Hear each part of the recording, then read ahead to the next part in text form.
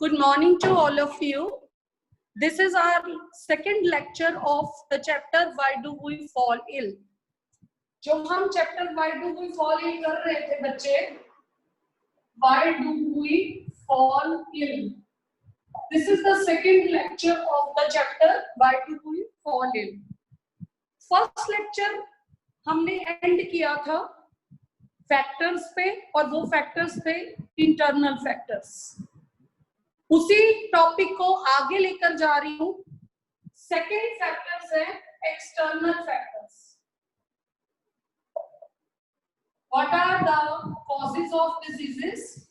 External factors are there are mainly 3 external factors. First factor is unbalanced diet. What is the first factor? That is unbalanced diet.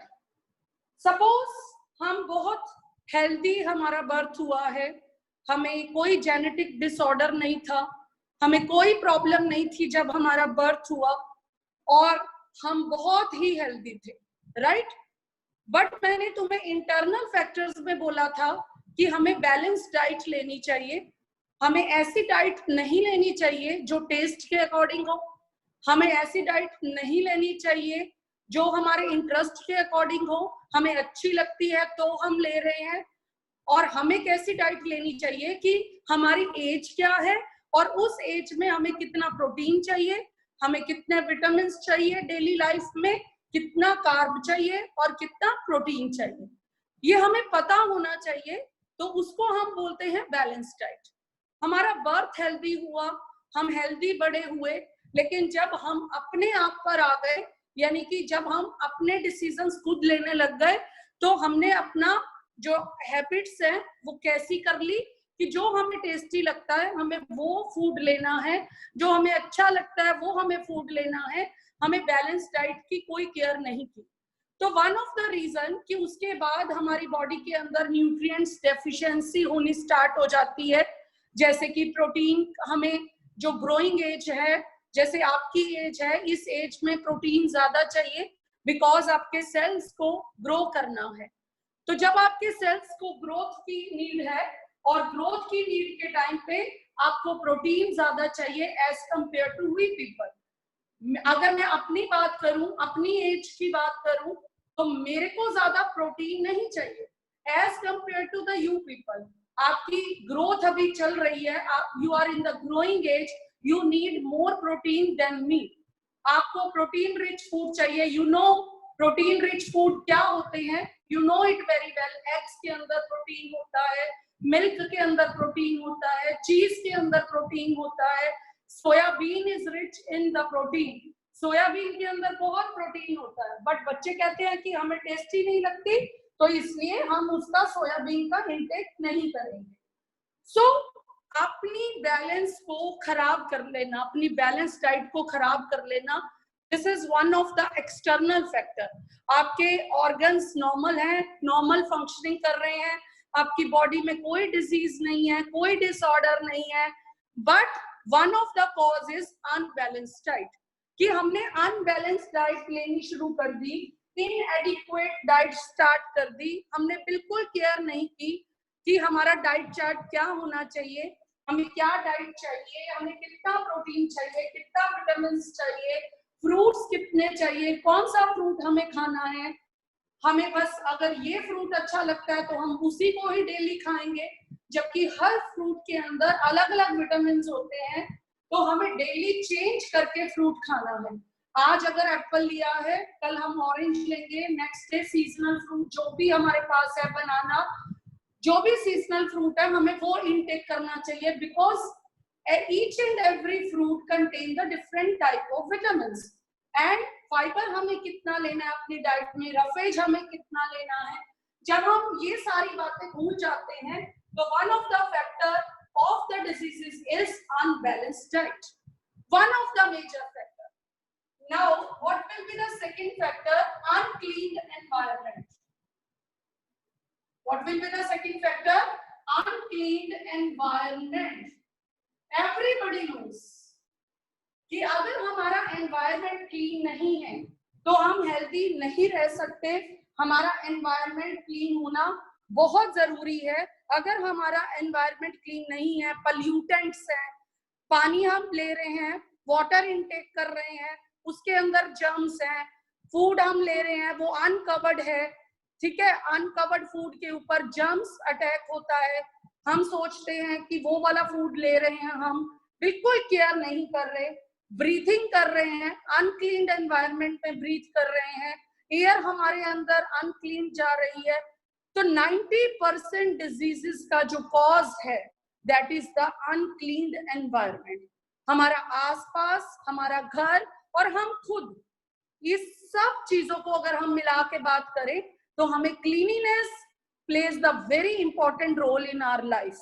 अगर हम clean air में breathe करते हैं, clean food खाते हैं, और अगर आपको पता है कि ये जो वाटर है वो क्लीन नहीं है, जो वाटर हमें क्लीन दिखता है वो भी क्लीन नहीं होता, क्योंकि माइक्रो ऑर्गेनिजम्स जो उसके अंदर प्रेजेंट होते हैं, माइक्रो ऑर्गेनिजम्स जो बहुत ही स्मॉल साइज के हैं, we can't see with the naked eye micro organism of different types.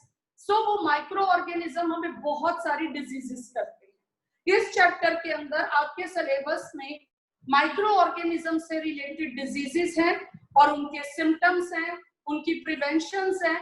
तो this chapter gives you very much knowledge about your health. तो हम वहां पर पढ़ेंगे कि एयरबोर्न डिजीजेस कौन सी हैं, वाटरबोर्न डिजीजेस कौन सी हैं, कैसे हमारे अंदर जर्म्स ट्रांसफर कर जाते हैं और हमें बीमार कर देते हैं। So one of the main cause is the unclean environment. Third cause is our habits. Our habits, जैसे कि मैं तुम्हें बोलूं स्मोकिंग, टेकिंग अल्कोहल, मतलब ड्रिंकिंग अल्कोहल, बहुत ज्यादा अगर अल्कोहल है, स्मोकिंग है, टोबैको का यूज है, राइट, ये जो हमारे फैक्टर्स हैं, इनटेक ऑफ टोबैको जो हम लेते हैं, कुछ लोग टोबैको का यूज करते हैं कॉन्टिन्यूटी, उनको माउथ का कैंसर हो जाता है। अल्कोहल से हमारे जो लिवर है वो अफेक्ट करता है, स्मोकिंग से हमारे लंग्स इफेक्ट करते हैं, राइट। ये जो हमारी हैबिट्स है, ड्रग्स लेते हैं लोग, तो ये सारे कॉजेस कौन से हैं कि हम अपनी हेल्थ को खुद खराब कर रहे हैं।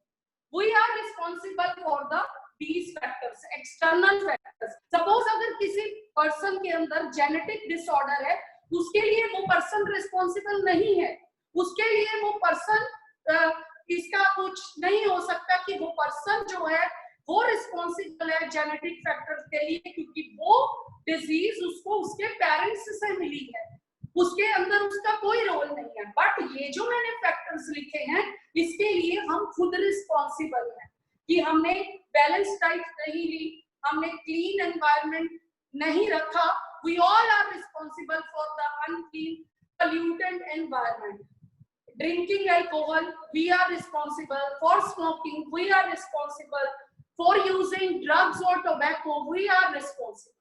So these are the external factors which make our body unhealthy और हमें डिजीज हो जाती है। लंग्स की डिजीज हो गई, अगर बहुत ज्यादा स्मोकिंग कर रहे हैं तो लंग्स पे इफेक्ट आया, अस्थमैटिक हो गए हम, अगर हमने डर्टी एयर इनहेल करते रहे तो वो उससे भी हमारे लंग के ऊपर इफेक्ट आता है, हमारी ब्रीथिंग रेट के ऊपर इफेक्ट आता है। और अगर हमने डर्टी वाटर इनटेक कर लिया, टाइफाइड हो गया हमें, तो बहुत सारी जो डिजीजेस हैं उनके लिए रिस्पॉन्सिबल हम खुद हैं। जितने भी एक्सटर्नल फैक्टर्स हैं उनके लिए हम खुद रिस्पॉन्सिबल हैं। हमें उनको ध्यान में रखना है कि हम अपनी बैलेंस डाइट लें, अनक्लीन एनवायरनमेंट ना हो हमारे आसपास, क्लीनिनेस की केयर करें, अल्कोहल ना लें, स्मोकिंग ना करें, टोबैको का यूज ना करें। तो इन फैक्टर्स को ध्यान में रखकर हम अपनी हेल्थ को प्रॉपरली मेंटेन कर सकते हैं। यहाँ पर एक बात मैं एग्जाम्पल के साथ डिस्कस करना चाहूंगी।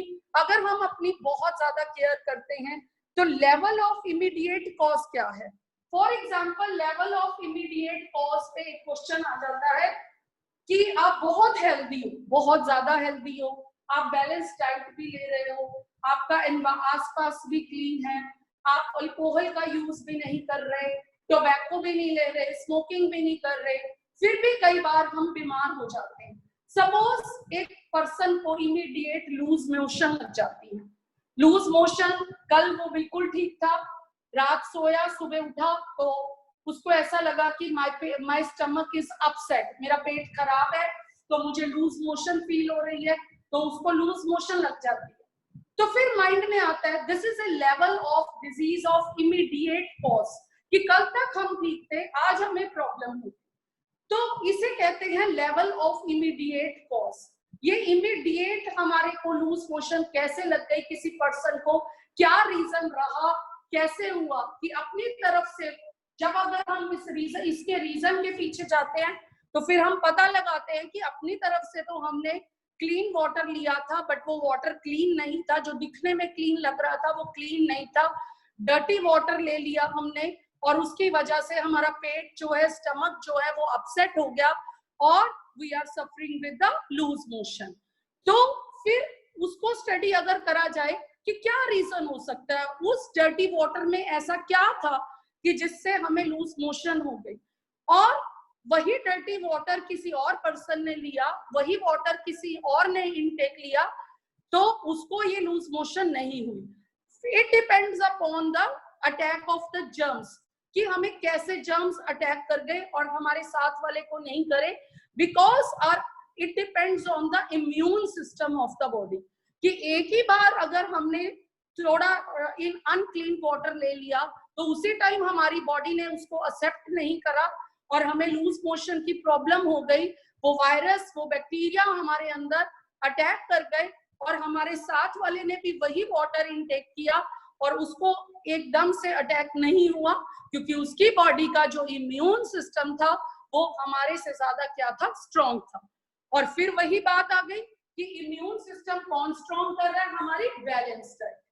अगर हम अपनी बैलेंस डाइट रखते हैं तो इतनी जल्दी जर्म्स हमारे ऊपर अटैक नहीं कर सकते, हमारी बॉडी को डिजीज नहीं कर सकते, अगर हमारी जो डाइट है वो क्या है, बैलेंस है।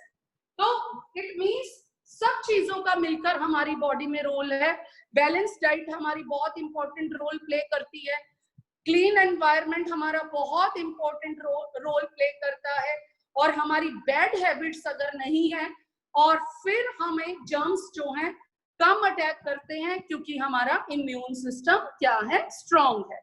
सो अब आपको कुछ फैक्टर्स इंटरनल और कुछ फैक्टर्स एक्सटर्नल पता चल गए कि कैसे हमारी हेल्थ सफर करती है, who is responsible for the disorder in our body. So these are the factors. Now there are two type of diseases, as you know it already. The diseases are of two types. One is called congenital disease and other is called acquired disease. One, यहाँ पर आपको एक question आ सकता है exam में, what do you mean by congenital disease? The word is congenital. And second word is what? Acquired.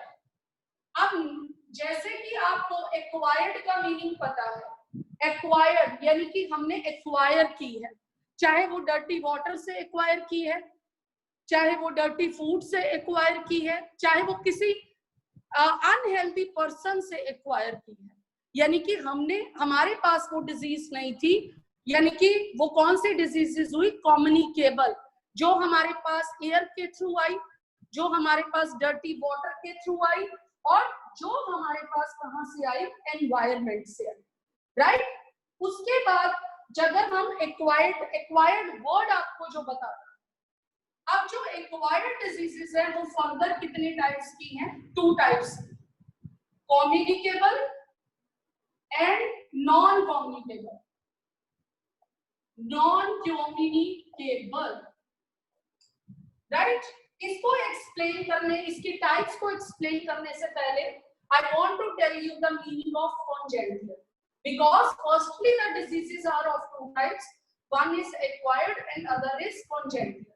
Congenital diseases are the diseases which are from the birth. जैसे मैंने तुम्हें बोला कि एक बेबी का बर्थ हुआ, उससे पहले से कोई डिसऑर्डर है, उसका पहले से कोई बाय बर्थ से कोई ऑर्गन प्रॉपरली काम नहीं कर रहा, that is the congenital diseases, that comes from the hereditary factors, that come from the genes, that is from the birth, right. The कॉन्जेंट, फिर आप कॉन्जेंटियल की क्या डेफिनेशन यहाँ पर लिखेंगे?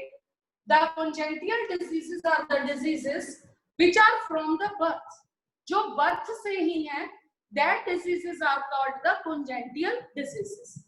Then acquired diseases, as the name tells, acquired का मतलब जैसे कि acquire की है, आपको नाम से ही पता चलता है कि कुछ diseases आपने acquire की हैं, कोई भी रीजन रहा हो, कोई भी फैक्टर रहा हो, जैसे कि आपने हेल्दी डाइट नहीं ली, maybe this is the factor, आप बहुत ही ज्यादा स्मोकिंग करते हैं, ये फैक्टर हो सकता है कि आपने एक्वायर करी, आपके लंग्स जो थे पहले बिल्कुल हेल्दी थे, आपकी इस स्मोकिंग हैबिट से आपने अपने लंग्स को डिस्ट्रॉय कर लिया, आपने अपनी अल्कोहल की हैबिट से अपने लिवर को डिस्ट्रॉय कर लिया, यानी कि आपने एक्वायर की है, राइट।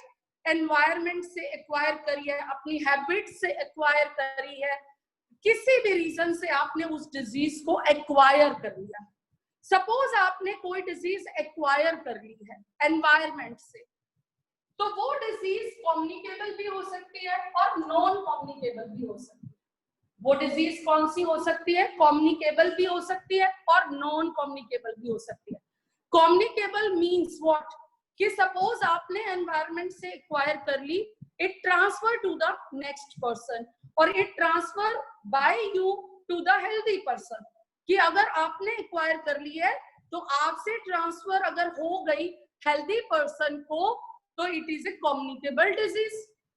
और the diseases which are not transferred to the healthy person from the diseased person, they are called non communicable diseases, right? Suppose आपको अल्कोहल की बहुत ज्यादा हैबिट है, किसी पर्सन को हाई अल्कोहलिक है या हाई ड्रिंक करता है, हाई अमाउंट में अल्कोहल लेता है, तो वो डिजीज से अगर उसका लिवर डैमेज हो जाता है तो वो डिजीज नॉन कम्युनिकेबल है।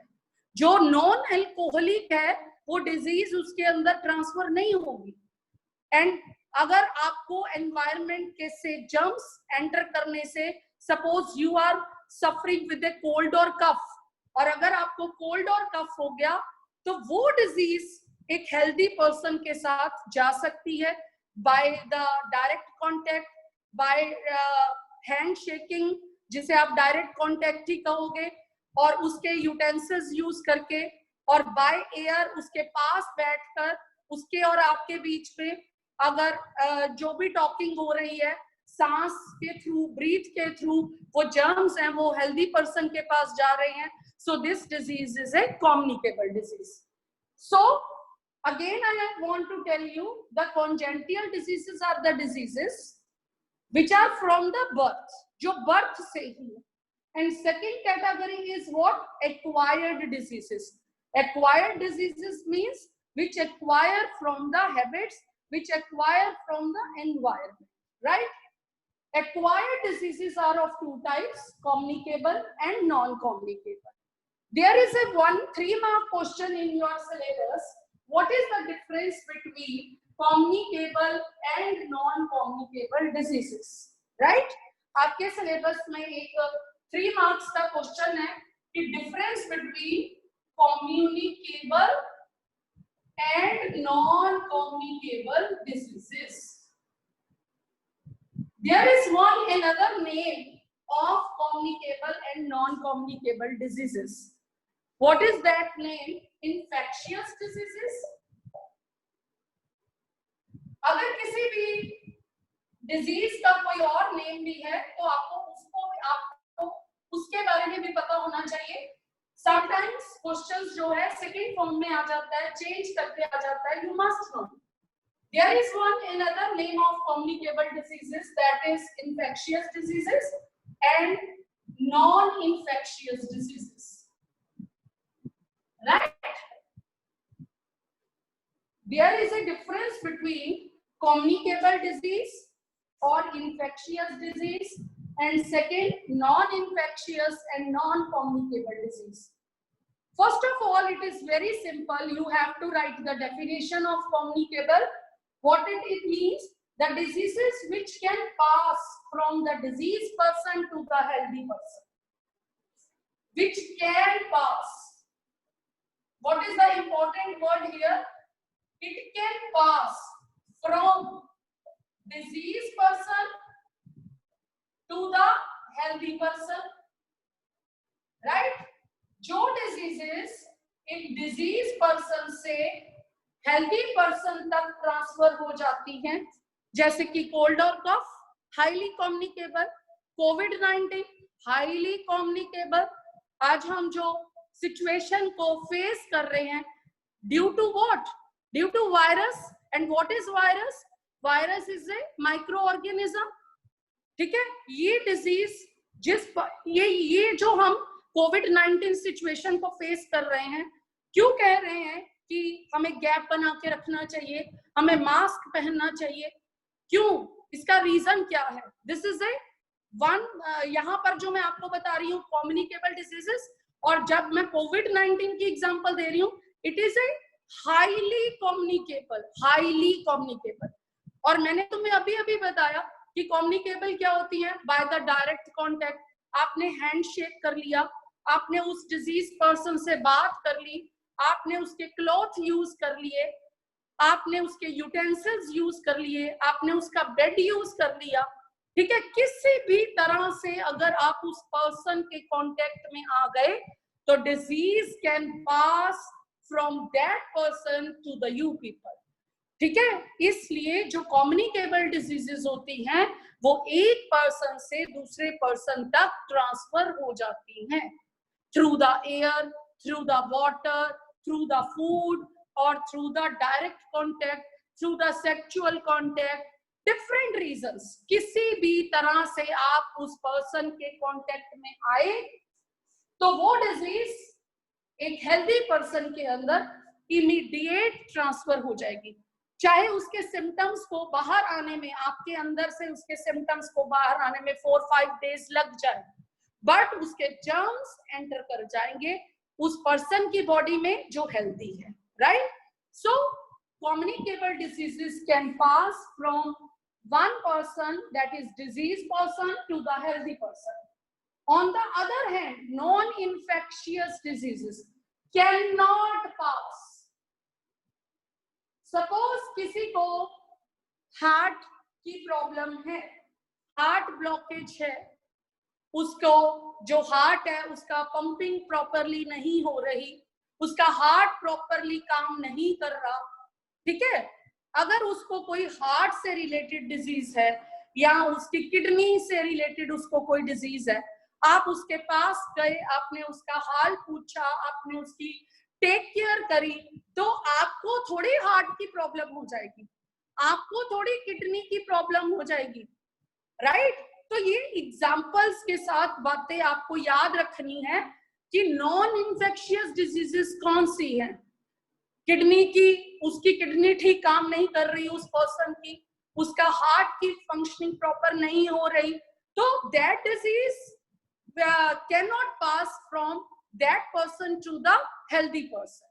So that disease is called non-infectious diseases, right? और second point क्या है? Most important point, communicable diseases caused by the attack of pathogens. Caused by the, very important word, attack of pathogens. अब मैंने यहाँ पर ये word लिख दिया, these diseases caused by the attack of pathogen. तो you must know what is the meaning of pathogens. आपको यहाँ पता होना चाहिए कि ये पैथोजेंस के अटैक से हो रही हैं, बट पैथोजेंस हैं क्या? Pathogens are the microorganism which carried the disease, जो वो डिजीज के जर्म्स कैरी कर रहे हैं. Pathogens which are responsible for the transfer of the disease, these are called pathogens, right? और नॉन इन्फेक्शियस वो डिजीज कौन सी है? They are not brought by the attack of pathogen. Not word लगाया है मैंने यहां पर। They are not caused by the attack of pathogens. उनका रीजन पैथोजन्स नहीं है। अगर किसी का लिवर काम करना बंद हो गया, खराब हो गया, इन्फेक्शन हो गई लिवर में, तो उसका रीजन उसकी डाइट हो सकती है, उसका रीजन उसकी बैड हैबिट्स हो सकती है। ठीक है, लिवर की फंक्शनिंग बैड हैबिट हो सकती है उसकी, राइट? तो these cannot be attacked by the pathogens. Second thing, community hygiene. जो भी कम्युनिकेबल डिजीजेस है उसके अंदर community hygiene can reduce the infectious diseases automatically. Community अगर आपकी देखो, जर्म्स किस में ग्रो करते हैं? अनक्लीन एनवायरनमेंट में जर्म्स ग्रो करते हैं। ये तो सबको पता है कि माइक्रो ऑर्गेनिज्म का ग्राउंड क्या होता है? Unclean water, unclean food, unclean air. तो माइक्रो ऑर्गेनिज्म कहां पर सर्वाइव कर रहे हैं? अनक्लीन एनवायरनमेंट में। तो ऑटोमेटिकली है कम्युनिटी जो हाइजीन है, अगर कम्युनिटी हाइजीन होगी तो कम्युनिकेबल डिजीजेस का जो लेवल होगा वो रिड्यूस हो जाएगा, बहुत कम होंगी कम्युनिकेबल डिजीजेस। अगर हम कहते हैं कि ये जर्म्स जो हैं अनक्लीन एयर से आए हैं, ये जर्म्स जो हैं अनक्लीन वाटर से आए हैं, अगर हम क्लीन एयर में ब्रीथ करेंगे, क्लीन वाटर लेंगे, क्लीन फूड लेंगे, तो ऑटोमेटिकली है जो इसका रेट होगा कम्युनिकेबल डिजीजेस का, इन्फेक्शियस डिजीजेस का, वो बहुत ज्यादा क्या हो जाएगा? Reduce. So what will be the third point? Community hygiene can reduce the incidence of infectious diseases. और on the vice versa, other hand, community hygiene इसमें कोई reduce नहीं कर सकती, इसमें community का रोल नहीं है। अगर आप highly alcohol person हो तो इसके अंदर community ने आपको ये disease transfer नहीं की, right? Community का रोल नहीं है। This is the, I hope from these points it is very much clear to all of you what is the difference between communicable diseases and non-communicable diseases. Now, next topic is very very small और very very important. बहुत छोटा सा एक topic यहाँ पर है, acute और chronic diseases. इसमें भी 2 मार्क का क्वेश्चन स्टूडेंट्स बनता है। ये भी क्वेश्चन बहुत इंपॉर्टेंट है कि there are 2 new words, acute, second is what? Chronic diseases, right? What are acute and chronic diseases? Acute diseases, as the name tells, the diseases which are for the short time period. यानी कि जैसे मैं example लूं, cold की example लेती हूं मैं यहाँ पर। I am taking the example of cold. जुकाम हुआ, आप किसी को भी अगर कोल्ड होता है, जुकाम होता है, he or she knows, उसको पता है 4 और 5 days में ये डिजीज खत्म हो जाएगी। यानी कि this is for a short period. The diseases which are for a short period, that are called the acute diseases. And on the other hand, chronic, dangerous, ऐसी डिजीजेस जो लाइफ टाइम के लिए हैं, वेरी लॉन्ग टाइम के लिए हैं, they are called the chronic diseases. Long time symptoms उनके रहते हैं, जैसे कि डायबिटीज। ऐसा नहीं है कि कोई पर्सन को डायबिटीज हुई, ओके, डायबिटीज हुई, आज डायबिटीज हुई, 1 वीक के अंदर डायबिटीज खत्म हो गई, ऐसा कभी हुआ है? आज उसको हार्ट की प्रॉब्लम हुई, 1 वीक के अंदर कंप्लीट खत्म, हार्ट की प्रॉब्लम खत्म होगी, now your heart is okay. Kidney की प्रॉब्लम हुई, 10 days 15 days के अंदर you are okay? No, these are the chronic diseases. These diseases have long time symptoms. Long term के लिए ये डिजीजेस हैं. So what is the difference between acute disease and the chronic disease? Acute diseases are the diseases which are for the very short time period, like cough and cold, common cold जो आपका बहुत लोगों में season change होते ही आपको वो disease दिखाई देती है. chronic diseases which are for the long time, यानी कि for many months, many years. कई बार ऐसा होता है डॉक्टर बोलता है कि yes you are suffering from this disease, the alternative of this disease you have to take the medicine throughout the life. अगर आपको ठीक रहना है तो आपको इसकी जो मेडिसिन है वो थ्रू आउट द लाइफ लेनी है, क्योंकि उसके जो सिम्टम्स हैं वो लॉन्ग टाइम के लिए हैं. You are safe but you have to take the medicine for the long time, many months, many years. आपको ये मेडिसिन लेनी ही है, right? So that category is what? That category is of chronic diseases, right? But one point I want to tell you here. यहां पर मैं आपको एक बात बताना चाहूंगी कि हमने ये नहीं सोचना कि yes this disease is a acute disease, ये जल्दी से 4-5 days में ठीक हो जाएगी, no need to take care of this, no need to take the medicine of this. No, अगर हमने अपनी एक्यूट डिजीजेस का टेक केयर नहीं किया, उसका टाइमली ट्रीटमेंट नहीं किया, they become chronic. What is the important point here which I want to tell you? यहाँ पर important point मैं आपको क्या बताना चाहती हूँ?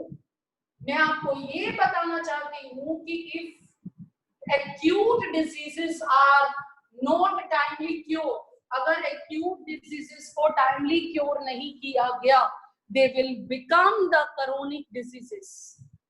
वो क्रोनिक डिजीजेस बन जाएंगी. सपोज एक पर्सन को फीवर हुआ, right? I want to give you example here because this chapter is related to your daily life also. It gives benefit in your daily life. Suppose एक person को fever हुआ, mostly हम लोग क्या करते हैं, क्रोसिन ले लेते हैं.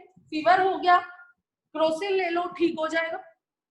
No need to go to doctor. Fever है, सीजन है, हो जाता है, no need to go to doctor. और क्रोसिन लेने से वो फीवर ठीक भी हो जाता है, लेकिन कितने दिन के लिए? 1 डे के लिए, 1 and more than 1, अगर हम कहें 2 दिन के लिए.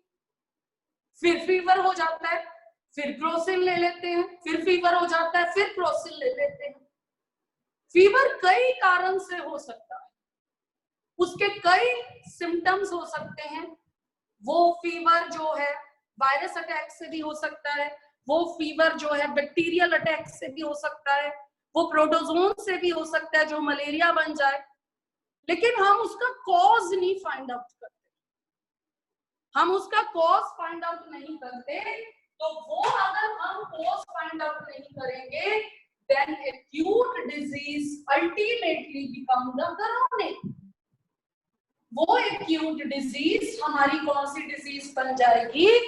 वो acute disease बन जाएगी chronic disease, right? तो हमें acute diseases का ट्रीटमेंट भी उतने ही प्रॉपरली करना है जितना कि वो chronic में चेंज ना हो, right? तो आज हमने क्या क्या रीड करा, क्या क्या टॉपिक हमने क्लियर करे? हमने करा difference between acute and chronic with example. उससे पहले हमने करा इन्फेक्शियस और non infectious diseases, communicable, non communicable diseases, acquired diseases जो कम्युनिकेबल और नॉन कम्युनिकेबल है. These are the types of the acquired diseases.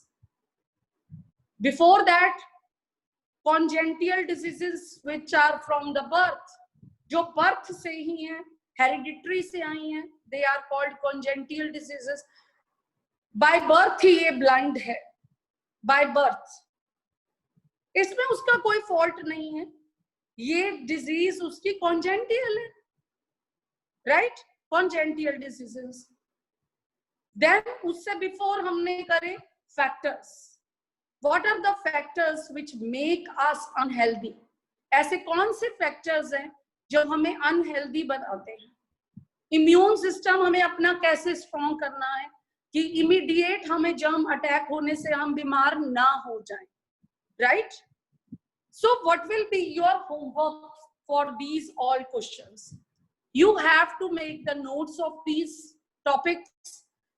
What are the notes topics? Difference between acute and chronic, communicable and non-communicable, definition of congenital, definition of acquired diseases, list of internal factors, list of external factors, right? So you have to prepare the notes of these topics and you have to learn it. Bache, I want to tell you here, some students are very much regular in their written work, but some are not.